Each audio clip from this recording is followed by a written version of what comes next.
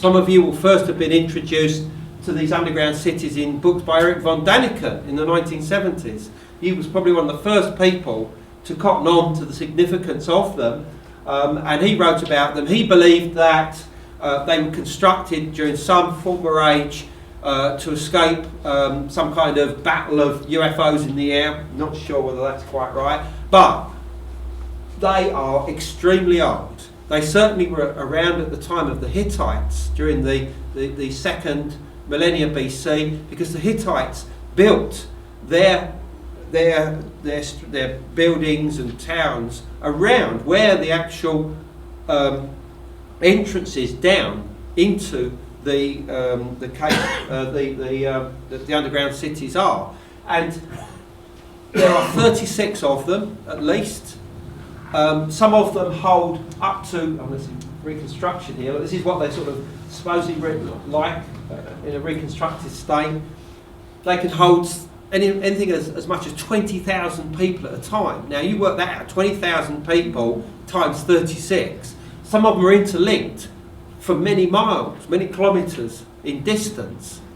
And there's no reason for these at all. There's absolutely no reason. People say, oh yes, well they were built by the Christians to escape the Arab invasion or something like this. Why? I mean, surely the easiest thing would have been to run away. I mean, to somewhere else. You know, why hide under the ground hoping that nobody will catch you? I mean, obviously if anybody knows they're there, they just stick around the entrance and just starve you, basically. It just doesn't make sense. What it does make sense is you may be escaping something that's going on in the natural world. Maybe some cataclysm, some event, some horrendous weather, something going on where the safest place would have been to go underground. And that's something which, you know, I've speculated about, and various other people have in books, and we'll go there. The other thing is that there's some evidence to suggest that these go back to the Upper Paleolithic times. Artifacts have been found, something to do with the heights and things like this, which seem to suggest that they are far, far older than the time of the Hittites. So, you know, it's tentative stuff, it's nothing firm, but I do believe that it's very likely that these probably do go back to the time of Göbekli Tepe. The entrances are covered by these huge, I presume that they're basalt, you know, wheels, so that at times when you do want to be shut off in there, they just rolled these into position. They would have had, you know, sort of logs in the middle of those, so that nobody would have been going. Now, Christians were definitely here. There's churches there. I mean, you'll see those. The Christians were definitely there. But those levels, I think, are much later.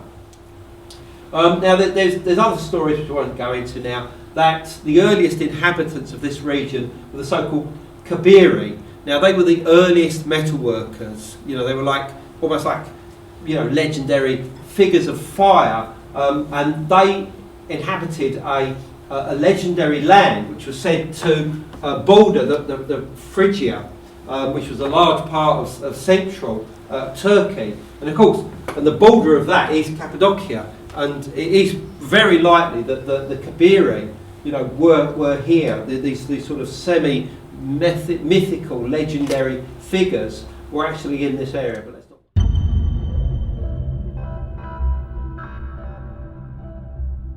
The type of tool use in the upper chambers, which are far more sophisticated and far taller, look, according to the archaeologists that used to work here, actually in this place here, wrote books, you know, including material on it. According to him, the type of chisel marks were of stone tools, whereas the lower ones were of metal tools. And the metal tool was come much later, and he felt that they were using, you know, these Paleolithic implements to actually carve out the walls. So that's the main evidence. I mean, it's circumstantial, you know. I mean, they found no real evidence of artifacts in them to say who constructed them. But there are detailed constructions on top? Yeah, on the top, all around the wells. There are, you know, a dozen or more of these wells that acted as shafts going down to the bottom. They linked with wells, and horizontally off of all these shafts were more air shafts that took you into the underground city itself, and they were for breathing. Yeah. You know, obviously you need to get air into them, but they were disguised as just purely wells. Now, why they would have to do that, I don't know. But whether Disguised in which way? They were covered in something? well, because if you look down, all you'd see is a well. You'd see a very long hole going down to water. So, you know, if there were marauders coming in and looking down, all they would see is water. They wouldn't realise this was an air shaft. But as somebody else pointed out, what about smoke?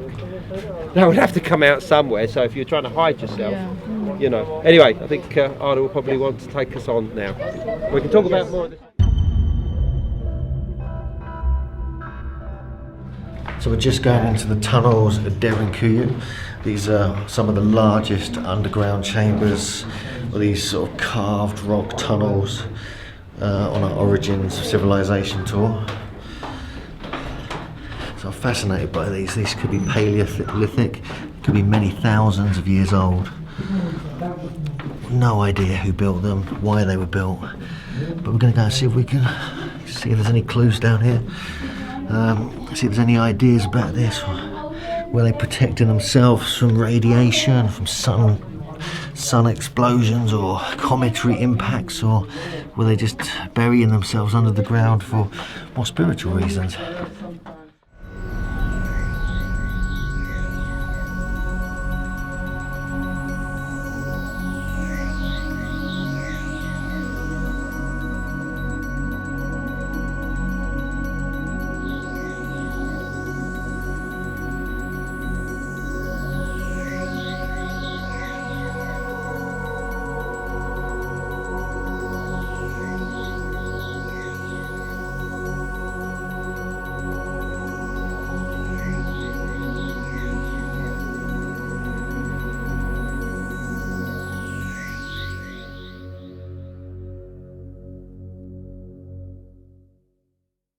Isn't it amazing? Else. So we can go all the way down there?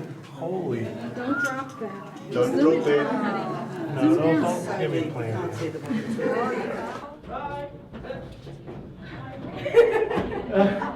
It's like a big wheel that rolls in front of the entrances as though they're trying to block or lock themselves in. So it's fascinating how you get several of these as you head further and further down into the deeper levels of these caves.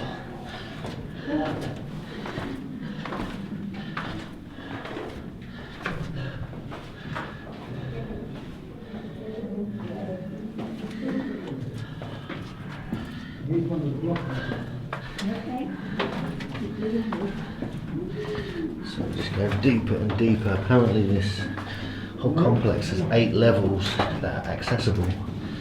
We're going to try and get down to the 8th level, seeing these wheels hiding in the walls, suggesting they wanted to block this entrance.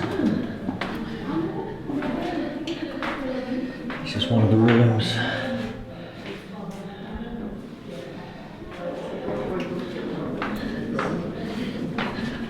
Emerging from the tunnel.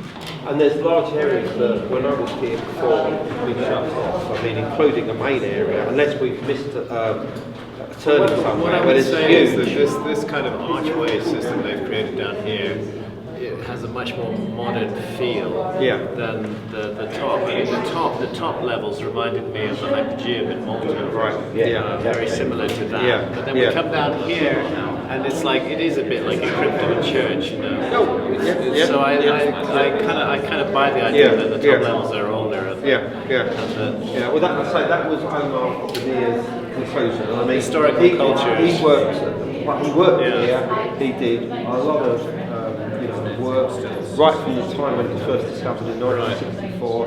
So he was here when I came in 1997. He's still alive now. And he was His view is that the upper levels are very late Paleolithic. Probably 10,000 BC.